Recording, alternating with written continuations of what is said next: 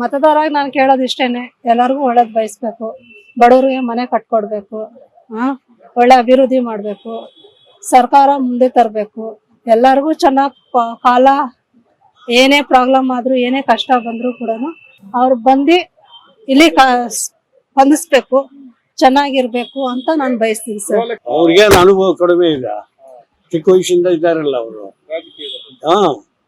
ದೇವೇಗೌಡನ ಎದುರಿಸ್ಕೊಂಡ್ ಬಂದವ್ರ.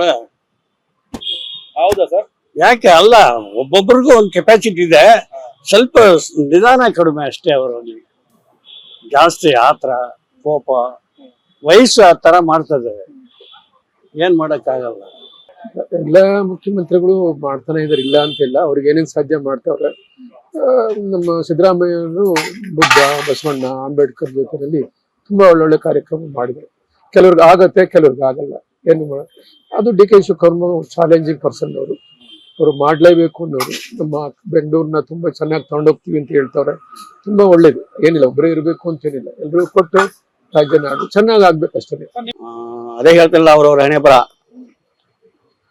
Close ಅಷ್ಟೇ, chapter close. ರಾಜ್ಯದ ಹಣೆ ಬರ ಚಾಪ್ಟರ್ ಕ್ಲೋಸ್. ಏನ್ ಮಾಡಕ್ಕಾಗಲ್ಲ, ಅವನು ಮುಗಿಸ್ಲೇಬೇಕಲ್ವಾ ಸರ್. ಸರಿ, ಸರ್ ಇನ್ನು ಗ್ಯಾರಂಟಿ ಯೋಜನೆಗಳ ಬಗ್ಗೆ ಏನ್ ಅನ್ಸುತ್ತೆ ಸರ್? ಗ್ಯಾರಂಟಿ ನಮ್ಗೆ ಒಂದು ಬಿಡಿ, ಗ್ಯಾರಂಟಿನ ಫ್ರೀ ಬಸ್ ಕೊಟ್ಟಿದ್ದು ವೇಸ್ಟ್ ಸರ್. ಅವೆಲ್ಲ ಗೃಹಲಕ್ಷ್ಮಿ ಯೋಜನೆ ಕೊಟ್ಟಿದ್ದು ವೇಸ್ಟ್. ಅದೇ ಹೇಳ್ತೀನಲ್ಲ, ವೇಸ್ಟ್.